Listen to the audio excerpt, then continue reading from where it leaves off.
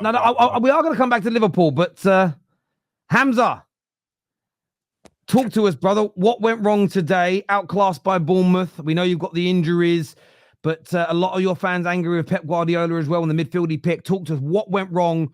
Why did your players stink so much today? I think, listen, I've not seen, and I want to repeat, in football history, I have never seen a team that has had as much injuries in my life. Like, I'll go through the line. Kyle Walker had to be rushed in, not fully fit. We had no choice. Ake just come back from injury. Josko Vadio had an injury at Tottenham game 3 days ago. Had to receive treatment before the game. Limped out. Kanji was not meant to play. But they had no choice because Ruben Diaz and John Stones are out. Rico Lewis is You still had chances to score. You still had plenty of chances today. Rico Lewis is knackered. Then we go there. Phil Foden is had to play with injury. Everyone knows. Erling Haaland played in a game limping because if you look at the team, who else do you bring on? Limping, but you mock Saka's limping. You had chances. You had chances. Erling Haaland, Phil Foden, Bernardo Silva. I see Liverpool missing Van Dijk. They cry, Arriba. Oh, today, we can't do it. One player, Mo Salah and Van Dijk leaves. If they get injured for Liverpool, they become Port Vale. It's just Port Vale. No way. City have 11 players injured. Kevin De Bruyne is not fully fit. He's being asked just sit on the bench. Do you know how many youngsters were on the bench? Do you know how many youngsters were brought on the bench? Though Jacob Wright was there. Jahamai Simpson-Pussy was there. Nick O'Reilly was there. McAtee had to... Bro, there was youngsters there because Doug wasn't fully fit. De Bruyne shouldn't be there. Players were being begged to sit on the bench. We know they complain. Yeah. Okay, I understand the injuries and that weakens your team 100%. Have you ever seen that in football? Ever? Yes. Ever? Yes. And I'll tell you why I have. Last season, Man United averaged 16 players out for every single game, and I didn't. Please let me finish my point. And Chelsea had around 16 on average out for most of last season. And I don't remember you once ever saying, I feel sorry for those teams. Their injuries are really costing them. You cooked them. No, we have a 16 senior squad. 16 deep. And I want to say, Terry, remember me on the show. That's your fault. 30 don't have a big squad. Liverpool criminals, I swear to God, they complain, they got David Jota. I don't know his name, his first name. He's got David Jota. What's his name? Daniel Jota. Diogo Jota. Mo Salah, Gakpo, Luis Diaz. They got like 5 attackers. Like Darwin Núñez. Haaland cannot afford to come on. Big up David Jota. But that's your fault. You sold Alvarez and didn't replace him. So again, Sam, this is what we want to. So not Sam, sorry, Hamza. This is what we want to hear from you, right? So I understand the injuries. We're all agreeing. We're going to stop talking about the injuries. Teddy? Yeah. Sorry. I want us to stop talking about the injuries for a moment because we all agree. With panel, would we all concur that mass injuries to a squad make you weaker? Yes. Biggest cool. So we all agree. So we all agree with you. But what about the performances of the players on the pitch? Let's not pretend like Foden has. Please let me finish talking and answering. Let me ask the question so you know how to respond because you don't know what the question is yet. You look at Phil Foden's performances today and throughout the course of the season have been very, very up and down. You know, as an example, the defending today was poor. A lot of City fans complaining about the midfield that Guardiola picked. What's your response to that without mentioning the injuries? Wrong, 100%. He doesn't have anyone to pick. Kovacic and Gundogan and Bernard, he had 11 players only to pick. Those guys on the bench could not play today. Who's going to play? They wanted players like Nico O'Reilly to play, Jacob Wright to play. These guys have lack of experience. You cannot play. A player that's supposed to be playing never played at top level in a big game against Bournemouth. Bournemouth are a dangerous team at home. To me, I look at that like, how can you blame Pep Guardiola? How can you blame Pep Guardiola for that team? His hands were tied. So Hamza, who's to blame? Who is to blame? Who is to blame for your lack of squad depth? You still missed clear chances. So do we all believe City have got small squad depth? Do you believe that? No, I don't. You're muted. You mute me. You're muted, Mo. No, he's not. He's not. Oh no, he is. Yeah, sorry, you're right. Yeah, look, I understand where you're coming from, but look, you had 19 shots to their 12 today. You only managed to get 4 on target. That is not to do. There are still like Foden today dropped, and I'm a massive fan of Foden. So everyone knows I've not got an agenda when it comes to the him versus Saka versus every other mofo. I've always put Foden on top. Go back and check the videos. They're there. He had another biblical stinker. Okay. Haaland today. I know he had a bit of an injury and a limp, but players play with injuries all the time. Awful. Bernardo Silva. Absolutely invisible. He was invisible. Bernardo was brilliant. Invisible. Your players were today. Bernardo wasn't. Bernardo. What did he do? Edison were incredible. Okay, Edison was great. I agree with you. Edison was great, right? What did tell me what any of your attacking players did today? Forget Guardiola. He conceded 2 goals today. What did anyone do well? Why do you never have any criticism for your manager or players ever, no matter how bad you are? Okay, Kyle Walker was getting cooked on that side. Kyle Walker got cooked on that. That Kekes guy, whoever that Milos Kekes guy that I've never heard of in my life. It's a manager's choice because Rico Lewis was fit. It's a manager's choice. Don't let him waffle.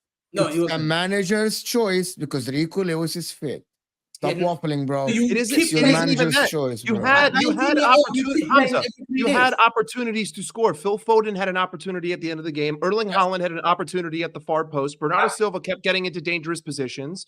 You can talk about injuries, but you had opportunities. Yes, Bournemouth defended immensely, but you're still Manchester City. You still have X Factor players.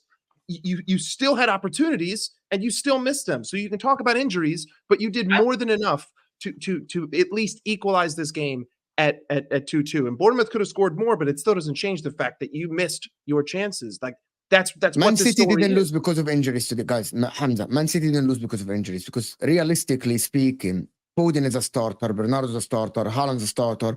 Every single Man City fan have been screaming for Matthias Nunes to start.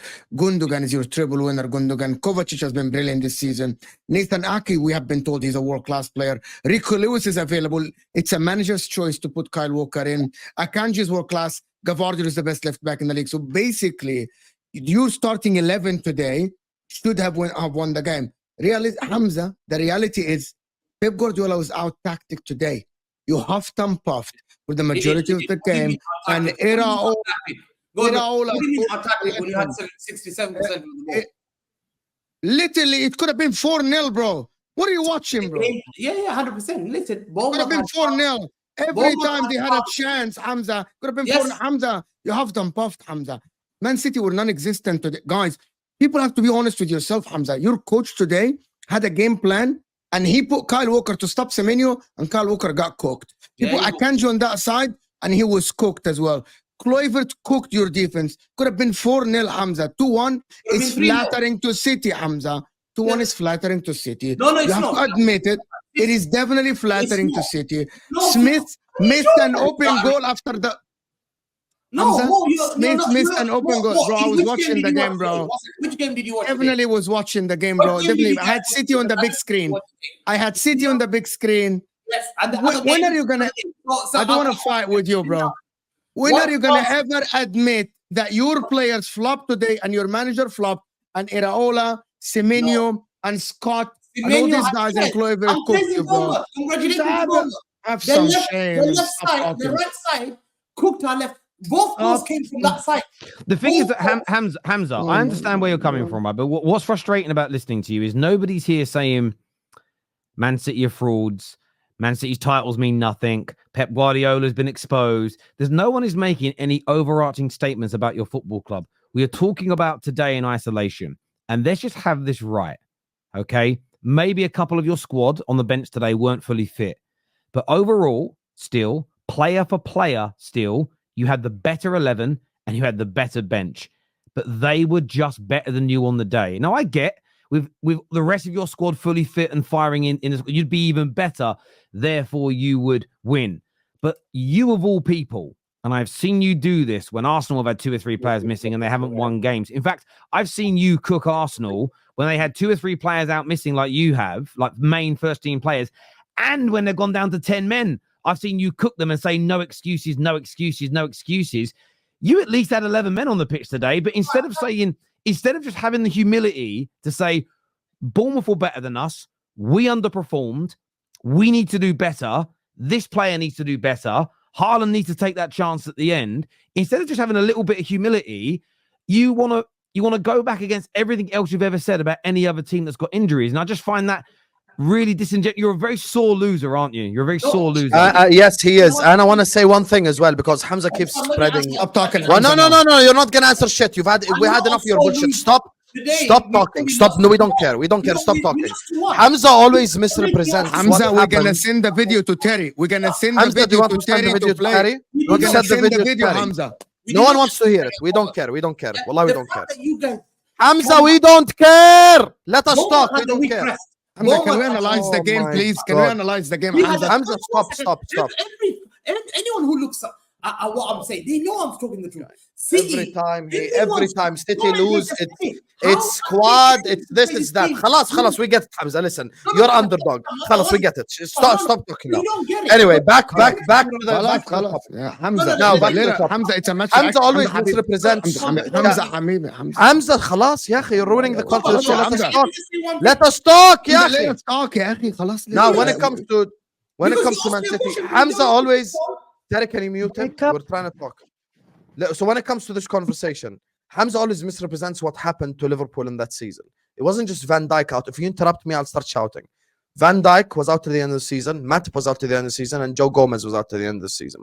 That's number one. Number two, I actually didn't even watch the Manchester City Bournemouth game because I was watching what? I was watching my own club. So I went right now, as Hamza was waffling as he always does, and looked at the lineup. Ederson, Walker, Akanji, Ake, Gvardiol, Kovacic, Gundogan, Bernardo Silva, Phil Foden, Matthias Nunes, and Erling Haaland.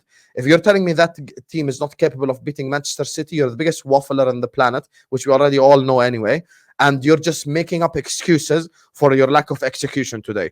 When it comes to this team, Hamza's the same person that says Ederson is better than Alisson. He's the same person that says Gvardiol is the best left back in the world. He's the same person that says Kyle Walker gets into an all-time Premier League 11. He's the same person that says Phil Foden is a generational talent. And all these guys are witnesses on the stream. He says Phil Foden is better than Mo Salah. Never mind Bukayo Saka and Cole Palmer. And he calls Erling Haaland baby R9. So what we're not going to do is put all this in a category. And by the way, Ake Baby Hullet. He's the one who says all this, and at the same time, he comes here and cries. Had I lost today to Brighton, I would have come here. Mike knows this. Samuel knows this. We'd have come here, criticize the players, criticize the manager. Every time Hamza loses the game, it's a conversation about squad and depth, and we are unfortunate and injuries. Last season, in February, we had an injury crisis. Because I can bring you up the list right now if you dare to even try. It was if you dare to even 1 second, because I always come with facts, unlike Hamza. So let me tell you the injuries that we had. This is the injuries that we had: Mo Salah, Darwin Nunez, Szoboszlai, Gravenberch, Endo, Alisson, Curtis, Trent, Jota, Thiago, Bajcetic, and Matip. Every single one of them was out in February last season. No one's. You know what Hamza said? Liverpool bottled it. So what we're not going to do is afford you the excuse that you didn't afford us. So today you were out tacticked because I trust Mo's football judgment. I don't trust yours. And you just have to come up here and you have to, for once, actually address the shit players in your team and the team players that let you down. Just like myself, Samuel, and Mike, when we lost at home 1-0 to Nottingham Forest, we came here, we blamed the players, we blamed the manager. We did not sit up here and talk about squad depth. I think the problem is when listen, we all know, again, when you do a prediction for a season, you factor in that your team's going to lose some players and some very good players to injury for a period of time. It happens every year. You should do that automatically. We shouldn't have to say, we all do this sometimes where we go, oh, I think Haaland's going to get 30 goals if he doesn't spend half the season out injured. I think everybody kind of knows you mean if he's fit for the whole season. We shouldn't even have to say it. But if you go back to last season, based on your own logic, Hamza, do your titles mean less? Because last season you only suffered 26 injuries, and there were big teams in the league like Liverpool that suffered 40, Man United that suffered 45. And this is the problem with your own logic. But you'll say no, but you're doing what Agal did the other night. I'm just going to try and stay calmer when I say this. If you start talking about periods of time where you lose games, individual matches, or maybe a 2 or 3 month period where you lose more games because of injuries, and you say that's why, therefore, we are still the better team. It's just we had the injuries. If you then win a league title, but the team that came second to you had double the injuries you have, that logic devalues the title that you have just won, because you've simply stated that you weren't really the best team. You know, you weren't the best team. It's injuries that have stopped you from progressing. But you won't accept it if the team that comes second to you says, "Oh, we'd have beaten you to the title if it wasn't for our injuries." You'd reject it at every single level, and that's my problem with that type of analysis, where you ignore. We know injuries are an issue, but you ignore every other facet of what you could have got right today, and I just think that's wrong. And I just think it's wrong, Hamza. Okay, let me just respond to that. The thing is, why am I saying about this injury is the fact that our starting 11 is nearly out. They're out nearly. Starting 11.